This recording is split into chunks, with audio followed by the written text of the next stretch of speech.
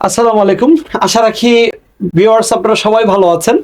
আজকের এই ভিডিওটা তারাই দেখছেন যারা ক্যাপশনটাকে পছন্দ করেছেন। এইচএসসি নাকি ব্যতিক্রমধর্মী কর্মভিত্তিক শিক্ষা, ম্যাথস আইএসটি। অনেকে বলতে পারেন স্যার ম্যাথস আইএসটি তো চিনিই না, কর্মভিত্তিক শিক্ষা কিভাবে শিক্ষিত হব?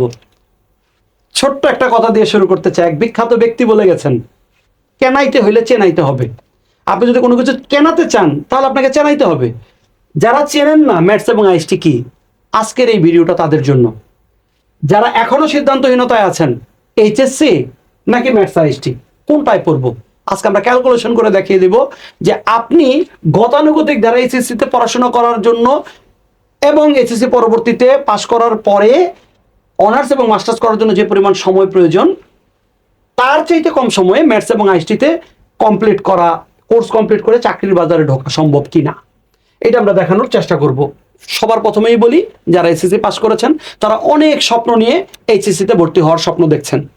অনেকেই আছেন যারা সায়েন্স থেকে পড়াশোনা করে পাস করেছেন, এখন সিদ্ধান্তহীনতায় আছেন, আরে বাবা সায়েন্স নিয়ে যে পড়াশোনা করলাম এবার তো জিপিএ আশানুরূপ পাই নাই, আবার তো জিপিএ 3.5 to 4.5, এখন আমি কি করব? আমি কি সায়েন্সে থাকবো? না রে বাবা, সায়েন্সে থাকা আমার জন্য সম্ভব না, আমি আমার গ্রুপ চেঞ্জ করব, আমি হয় কমার্সে যাবো নাহলে আর্টসে যাব। তাহলে যে এসএসসিতে কত কষ্ট করে ফিজিক্স, কেমিস্ট্রি, বায়োলজি পড়লেন, হায়ার ম্যাথমেটিক্স পড়লেন, এটার কি কোনো মূল্য নাই? তাদের জন্য বলছি, এসএসসি যারা সায়েন্সে জিপিএ পেয়েছেন 2.5 থেকে 3.5, 4.5 বা 5-এর নিচে, তারা যদি চিন্তা করেন যে আমি এসএসসি পাস করার পরে যদি এইচএসসিতে ভর্তি হই, আর জিপিএ যদি এসএসসি চাইতে, যেটা আমরা দেখি সাধারণত সচরাচর স্ট্যাটিস্টিক্স বা পরিসংখ্যান যেটা দেখায়, এসএসসির চাইতে এইচএসসির জিপিএ কিন্তু তুলনামূলকভাবে কি কম, বেশিরভাগ মানুষেরই কম। এরকম খুব কম দেখা যায় যে এসএসসিতে জিপিএ ছিল 4.5, ইন্টারমিডিয়েটে 5। হ্যাঁ, আপনি পাবেন, ব্যতিক্রম তো অবশ্যই আছে, কিন্তু বেশিরভাগ মানুষেরই এসএসসিতে এইচএসসিতে জিপিএটা কম আসে। এবং ব্যতিক্রম ধর্মী এই যে কথাটা আমি বললাম, এই কারণেই বললাম, কারণ যারা এসএসসির চাইতে এসএসসিতে কম পায়, যে ছেলেটা 3.5 এসএসসিতে পেয়েছে, সে যদি এইচএসসিতে আরো কম পায়, তার কম্পিটিশনটা কোথায় যেয়ে ঠেকবে? সে কি আদৌ ভালো কোনো কলেজে সায়েন্স বিষয়ে পড়াশোনা করে অনার্সের জন্য ভর্তি পরীক্ষায় কামিয়াব হতে পারবে? এটা কি সম্ভব? নিজেকে প্রশ্ন করুন। আমি এসএসসিতে জিপিএ পেলাম 4, ইন্টারমিডিয়েটে অনেক কষ্ট করে 3.80, দুইটা মিলে কত আসছে? 7.8। এটা নিয়ে আপনি ঢাকা ইউনিভার্সিটিতে কমপ্লিট করবেন, গুচ্ছতে পরীক্ষা দিবেন, জাতীয় বিশ্ববিদ্যালয়ে পড়বেন, হোয়াট নেক্সট? তারপরে কি? আপনি যে কোনো একটা সাবজেক্টে ডিজায়ার করছেন যে আমি এই সাবজেক্টে পড়াশোনা করব, আপনার জিপিএর কারণে আপনি ভর্তি পরীক্ষায় সফলকাম হতে পারলেন না, ওই সাবজেক্ট পেলেন না, হোয়াট নেক্সট? তারপরে কি?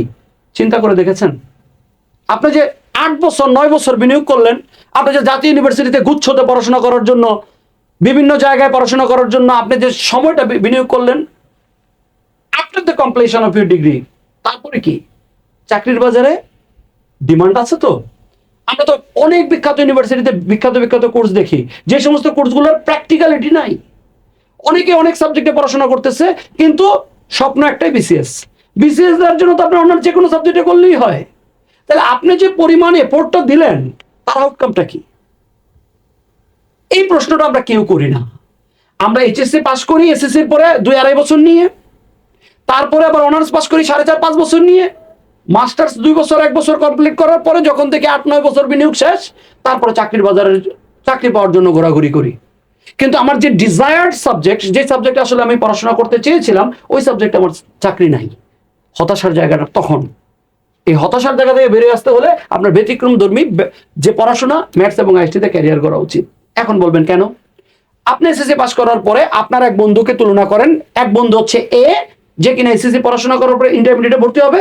আরেক বন্ধু হচ্ছে বি, যে কিনা এসএসসি পাস করার পরে ম্যাথস এবং আইএসটিতে পড়াশোনা করবে। এবার আসেন চিত্রটা দেখি। যে বন্ধু এ এইচএসসিতে ভর্তি হলো, সে 2.5 বছর পড়াশোনা করলো, ইন্টারমিডিয়েট ভর্তি পরীক্ষার জন্য প্রিপারেশন নিল। ভালো একটা জায়গায় যদি ভর্তি হতে না পারে, তাহলে নাম কাওয়াস্তে অনার্স পাস করার পরে, মাস্টার্স কমপ্লিট করার পরে, তারপরে তার সরকারি চাকরির জন্য আরো 4 থেকে 5 বছর, মোট 10 বছরের বিনিয়োগ। আর আপনি এসএসসি পাস করেছেন এবছর, আপনার সরকারিতে ম্যাথস এবং আইএসটিতে ভর্তি পরীক্ষা দেন, দেওয়ার পরে আপনি যদি সরকারি চাকরি নাও পান, আমি বলি যে সরকারি চাকরি আপনার নাই, এই পেশাগুলোতে সরকারি চাকরি নাই, যদিও আছে কিন্তু ধরেন এখন নাই, সার্কুলার নাই, আপনি কি করবেন? আপনার জন্য করণীয়টা হচ্ছে 4 বছরের পড়াশোনা করবেন। আপনি 4 বছর পড়াশোনা করার পরে আপনি যখন ইন্টার্নশিপ শেষ করবেন, এই প্রফেশনাল ডিগ্রিগুলো নিয়ে আপনি সোজা চাকরির বাজারে ঢুকে যাবেন। আপনি যে কোনো একটা ভাষায় দক্ষতা অর্জন করবেন, এটা হয় জাপানিজ অথবা জার্মানি অথবা ইংলিশ। আপনারা জানেন ইংলিশের ইন্টারন্যাশনাল ল্যাঙ্গুয়েজ।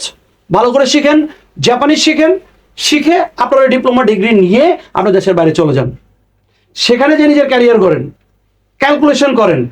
টাইম ইজ মানি, কিন্তু এই টাইম থেকে আপনি রিটার্ন কতটুকু পাচ্ছেন এইটা ডিপেন্ড করবে হচ্ছে আপনার বুদ্ধিদীপ্ত সিদ্ধান্তের মাধ্যমে। আজকে যদি আমার এই ভিডিওটা আপনারা প্রথম থেকে শেষ পর্যন্ত দেখেন, আপনারা নিজে খাতা কলম নেন, সময় ক্যালকুলেশন করেন। If time is money, you shouldn't waste your time. আপনার সময়কে নষ্ট করা উচিত না। আমি বলবো না কোনটা ভালো কোনটা খারাপ, এই তুলনায় আমি যাব না। আমি জাস্ট দেখানোর চেষ্টা করলাম সময়ের ভিত্তিতে কিভাবে আপনি ম্যাথস এবং আইসিটিতে পড়াশোনা করে সরকারি চাকরি না পেলেও আপনি অন্যদের চাইতে এগিয়ে যাবেন। কিছু কিছু ক্ষেত্রে ধরেন বেসরকারি অনেক প্রতিষ্ঠান রয়েছে যেখানে আমরা এরকমও দেখি ম্যাথস আইসিটিতে পড়াশোনা করতেছে, আবার এইচএসসিও পাশাপাশি করছে। তার মানে কি, সে দেখতে চাচ্ছে যে আমি এইটা থেকে ভালো ফিডব্যাক পাচ্ছি না এটা থেকে। গবেষণা বলে ওইটা চাকরি পাওয়ার আগেই কিন্তু তার ম্যাথস এবং আইসিটি থেকে চাকরি কমপ্লিট হয়ে যায়। তো একটা জিনিস আমাদের সবসময় মাথায় রাখতে হবে যে আমাদের এই পড়াশোনাটা হচ্ছে দক্ষতা ভিত্তিক পড়াশোনা। যদি আমরা এই পড়াশোনায় আমাদের ফোকাসটা দিতে পারি, আমরা যদি আমাদের এন্ডেভার থাকে, আমাদের হার্ডওয়ার্ক থাকে, আমাদের কিন্তু কোনো অবস্থাতেই ওই যে ফ্রেন্ড এ যে কিনা এইচএসসিতে ভর্তি হয়েছিল সে কখনো ফ্রেন্ড বি এর চাইতে আগায় যেতে পারবে না, এটা গ্যারান্টেড। এবং আপনারা বিশ্বাস করেন এই যে আমরা দক্ষতা ভিত্তিক পড়াশোনার কথা বলছি, আমরা কর্মভিত্তিক পড়াশোনার কথা বলছি, এই কর্মভিত্তিক পড়াশোনা কিন্তু বাংলাদেশেই এটা সম্বন্ধে জনসচেতনতা তুলনামূলকভাবে কম। দেশের বাইরে আপনারা দেখেন এসএসসি পাস করার পরে যে কোনো একটা সেক্টরে বাচ্চারা কিন্তু ঢুকে যাচ্ছে। কেউ মেকানিক্যাল ইঞ্জিনিয়ারিং পড়াশোনা করতেছে, কেউ ফর এক্সাম্পল কার্পেন্টার হিসেবে কাজ করার জন্য পড়াশোনা করতেছে, কেউ ফর এক্সাম্পল ডিপ্লোমা ইঞ্জিনিয়ারিং পড়াশোনা করতেছে। অর্থাৎ তারা কর্মভিত্তিক পড়াশোনা করতেছে। আপনারা যদি কর্মভিত্তিক পড়াশোনা করতে চান তাহলে তুলনায় না গিয়ে আপনারা সময়কে ক্যালকুলেশন করেন, সময়কে টাকা হিসাবে ধরেন, ডেফিনেটলি আপনার ক্যালকুলেশনে ফ্রেন্ড বি এগিয়ে থাকবে।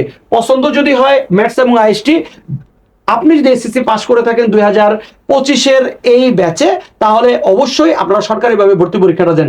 নিজেকে যাচাই করুন, চান্স পেলে ভর্তি হবেন, না হলে সিদ্ধান্ত চেঞ্জ করবেন। সময় তো একটা সময় চলেই যাবে, সিদ্ধান্ত কিন্তু বসে থাকবে না। একটা সঠিক সিদ্ধান্ত জ্ঞানের অর্ধেক।